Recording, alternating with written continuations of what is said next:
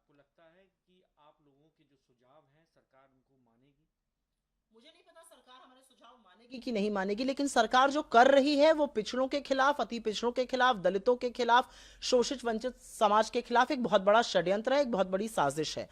राहुल गांधी जी ने जातिगत जनगणना को एक बड़ा मुद्दा बनाया और लोगों ने, राहुल जी ने मिलकर नरेंद्र मोदी की नाक रगड़वाकर उनको मनवाया ये करने के लिए। लेकिन उसके बावजूद, क्योंकि वो संघ से प्रेरित हैं, क्योंकि वो नहीं चाहते कि पिछड़ों को आगे आने का मौका मिले या दलितों को उनका हक मिले या अति पिछड़ों को उनका हक मिले, जिस तरह की जातिगत जनगणना वो करा रहे हैं इसका कोई फायदा नहीं है। क्योंकि हिंदुस्तान के अलग अलग प्रांतों में, अलग अलग भाषाओं में एक ही जाति को कई नाम से जाना जाता है। तो जब आप ओपन एंडेड सवाल पूछ रहे हैं आपकी जाति क्या है, किसी ने बता दिया मेरी, सपोज किसी ने यादव कहा, कोई उसको राव कहेगा, कोई उसको अहिर कहेगा, तो ये तीन अलग अलग जातियां नोट हो जाएंगी।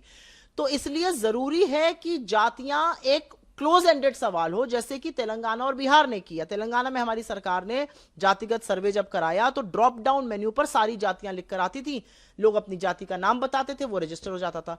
ऐसे क्या होगा, 50,000 जातियां आ जाएंगी, पता ही नहीं चलेगा किसकी कितनी आबादी है, आकलन ही नहीं कर पाएगा किसको कितना हक मिलना चाहिए। अदरवाइज जातियों का कंसोलिडेशन होगा, पता चलेगा किसकी कितनी जाति है, किसका कितना प्रतिनिधित्व है, किसको कितना हक मिलना चाहिए, किस तरह की पॉलिसीज बननी चाहिए।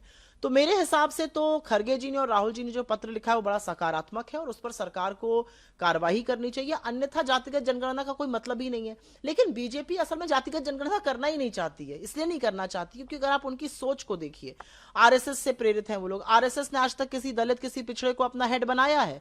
इतनी जगह बीजेपी की सरकार है, कितने दलित मुख्यमंत्री हैं? एक भी नहीं। अभी बीजेपी ने अपना रिन्यूअल किया, अपनी पूरी पार्टी को रिवैम्प किया, कितने दलित लोगों को प्रतिनिधित्व मिला? एक व्यक्ति को, उपाध्यक्षों में, महामंत्रियों में, राज्य मंत्रियों में, फलाने में, एक व्यक्ति को जो दलित है। तो मेरा अपना मानना है कि बीजेपी की सोच ही नहीं है, वो देना ही नहीं चाहते हैं प्रतिनिधित्व दलितों को, पिछड़ों को, आदिवासियों को। और जो नेता विपक्ष राहुल गांधी जी ने और नेता प्रतिपक्ष राज्यसभा और कांग्रेस सांसद खरगे जी ने किया है, वो बड़ा सकारात्मक सुझाव दिया है कि आप जैसे बिहार और तेलंगाना ने किया था वैसे जातिगत जनगणना कराइए, उससे सब कुछ कंसोलिडेट होगा, उससे असल पिक्चर उभर के आएगी। सुप्रीम कोर्ट ने रेबल एमपीज वाले मामले में एक तो नोटिस जारी किया है और अलग से हालांकि ओम बिरला जी को कोई नोटिस जारी नहीं किया है, उसी में जवाब मांगा। देखिए, अब रिबेल एमपीज को नोटिस दे या ना दे ये तो कोर्ट का प्रेरोगेटिव है, देखते हैं ये रिबेल एमपीज क्या कहते हैं। लेकिन मेरा तो अपना मानना है कि अगर आप एक पार्टी के सिंबल पर चुनकर आए हैं और एकदम से आपको आकर आपका मन बदल गया और जिस मोदी जी को आप जिम्मेदार ठहराते थे देश की विफलताओं का, एकदम से आप उनके चरण चुंबक बनना चाह रहे हैं, तो आप रिजाइन कर देते। आप रिजाइन करते, आप जाते, अपना जमीर साफ करते और आप जाते चुनाव लड़के आते। आप चुनाव लड़के एक सिंबल पर आए, मोदी जी के चरण वंदन में दूसरे सिंबल पर चले गए क्योंकि आपके ऊपर ईडी, सीबीआई या तमाम तरह का प्रकोप था। तो आप तो कायर हैं। अब कायर लोग संसद में बैठे हुए, इसका दुख होना चाहिए। नितिन गडकरी कायर और मौका परस्त। नितिन गडकरी का एक बयान काफी चर्चा का विषय बना हुआ है जिसमें वो कह रहे हैं कि अब नए जनरेशन को मौका मिलना चाहिए। अब आइदर वो उन्होंने राइटिंग ऑन द वॉल पढ़ ली है कि शायद उनकी रुखसती होने वाली है, तो पहले से ही उन्होंने कह दिया भाई मैं तो पीछे हो रहा हूं, बाकी नई जनरेशन आ जाए। या एथेनॉल पर जो कांड हुआ है इस देश में, जो गरीबों की, मध्यम वर्ग की जेब पर डाका पड़ा है, जो उनकी गाड़ियां को तहस नहस किया है और परिवार को बढ़ावा दिया गया, उनके लड़कों ने खूब पैसा कमाया इससे, वो समझ में आ गया उनको। लेकिन जो भी हो, मेरा अपना मानना है कि जिस तरह से टूटी हुई सड़कें और टूटे हुए पुल और इंफ्रास्ट्रक्चर बन रहा है इस देश में, या जिस तरह से एथेनॉल के नाम पर ठगा गया है लोगों को, गडकरी जी को माफी तो मांगनी चाहिए जाने से पहले।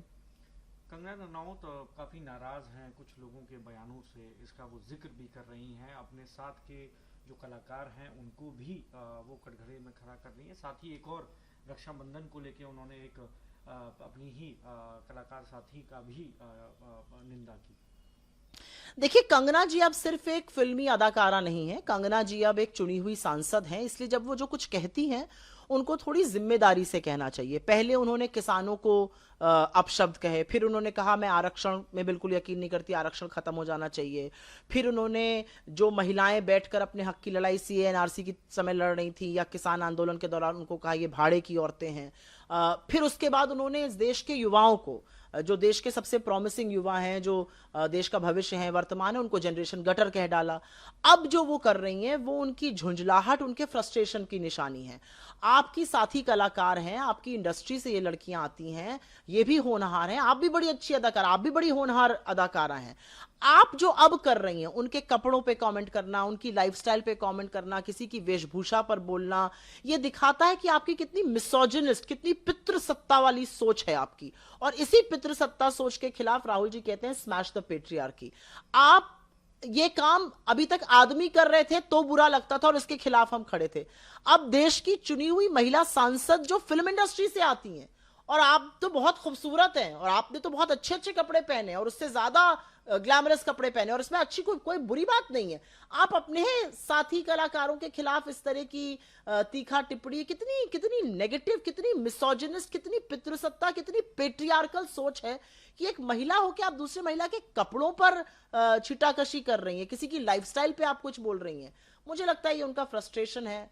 बहुत बेचारी नोटिस होना चाहती हैं बीजेपी में, लेकिन उलझुल बयान देती हैं तो बीजेपी को भी लगता होगा गलत कर दिया सदन में लाकर, और फटकार सुनते हैं, पढ़ती रहती है तो शायद पता नहीं। आप लोग स्कूलों का अमूमन जिक्र करते हैं कि बेहतर स्कूल होने चाहिए, एक तरफ नीति आयोग की रिपोर्ट भी सामने आती है। इस बीच एक जस्टिस हैं, उन्होंने एक कमेंट किया ये कहते हुए कि कुंभ के जो भी पैसा खर्च हुआ, अगर उसका 1% भी पैसा यदि स्कूलों में होता तो जो मराठी स्कूल बंद हुए हैं वो ना होते। देखिए, जहां तक कुंभ की या किसी भी धार्मिक पर्व की या उसकी बात है, ये आस्था का विषय है और इस पे खर्च होना मुझे नहीं लगता कोई गलत बात है। जिसकी जितनी श्रद्धा है वो उतना खर्च कर सकता है धार्मिक त्योहारों पर, पर्वों पर, उस पर मुझे कुछ गलत नहीं लगता। लेकिन हाँ, अगर मैं हटकर स्कूलों की बात करूं तो जिस तरह से स्कूल धड़ाधड़ बंद हुए जा रहे हैं, सरकारी स्कूल, चाहे महाराष्ट्र हो, चाहे मध्य प्रदेश हो, चाहे यूपी हो, जिस तरह से अधिकांश करीब 1.25 लाख स्कूलों में गर्ल्स के लिए टॉयलेट नहीं है, जिस तरह से स्कूलों की छत बच्चों के ऊपर गिरी जा रही है, अब तो जेन अल्फा खड़े होकर कह रहा है हमारी सड़क बनवाइए, हमारे पंखे लगवाइए, हमारे खेलकूद का मैदान करिए, हमारी दीवारें ठीक करवाइए। तो मुझे ऐसा लगता है कि लोग अपने आप ये चेंज ला रहे हैं, स्पेशली जेन अल्फा और जेन जी, और चुनी हुई सरकारों को ये जवाब देना पड़ेगा कि आपकी प्राथमिकता क्या है। क्या शिक्षा और स्वास्थ्य आपकी प्राथमिकता है या नहीं है? क्योंकि ऐसा देखकर लगता है कि शिक्षा और स्वास्थ्य बीजेपी वालों की प्राथमिकता नहीं है। 90,000 96,000 सरकारी स्कूल बंद हो गए, कहां जाएंगे गरीब और मध्यम वर्ग के बच्चे पढ़ने? क्या आपने कभी सोचा है कि प्राइवेट में पढ़ाना कितना मुश्किल है? क्या आपको फर्क पड़ता है कि जब छोटे छोटे बच्चों की मौत हो जाती है क्योंकि उनके ऊपर स्कूल की छत ढह जाती है? क्या आपको लगता है कि बच्चे इतने इतने पानी में जान का जोखिम डालकर पढ़ने जा रहे हैं? ये किसकी जिम्मेदारी? ये चुनी हुई सरकारों की जिम्मेदारी। लेकिन सरकारें क्या कर रही है? मिड डे मील में पनिहल दाल पानी की तरह और सूखा चावल खिला रही हैं, रोटी और नमक खिला रही हैं। पॉइंट आउट करो तो आपके ऊपर केस दर्ज हो रहा है। तो इस सरकार की प्राथमिकता ना शिक्षा है ना स्वास्थ्य है। फर्जी डिग्री वाले लोग हैं, ये बेचारे कहां से शिक्षा की बात करेंगे? अजीत डोभाल के चीन दौरे से आपको लगता है देश को कुछ हासिल होगा? अजीत डोभाल ने बड़े तमाम दौरे किए हैं, इससे पहले देश को क्या हासिल हुआ है? चीन हमारे घर में घुसकर बैठा है, ये हम नहीं कह रहे हैं, ये लद्दाख के लोग कह रहे हैं, ये अरुणाचल के लोग कह रहे हैं। अरुणाचल के इंडियन सिटीजन्स जो अरुणाचल में रहते हैं वो कह रहे हैं कि हम, अगर आप नहीं चाहते तो ये चीन का हिस्सा होने जा रहा है। आप इसके बारे में क्या कर रहे हैं? अजीत डोभाल हो या जयशंकर हो या खुद मोदी हो, आप तो चीन का नाम नहीं ले पाते हैं। आप तो लाल आंख दिखाने वाले थे, आप तो लाल शर्ट पहन के स्वागत में खड़े हो जाते हैं, और चीन कब्जा पे कब्जा किए जा रहा है। तो जो हो रहा है हमारे बॉर्डर्स पे वो बड़ा दिक्कत तलब है। लेकिन ये सरकार जो है ये कुछ कर ही नहीं रही है। डरते हैं नरेंद्र मोदी, चीन का नाम नहीं ले पाते। तो अजीत डोभाल या कोई भी चला जाए उससे क्या फर्क पड़ने वाला है?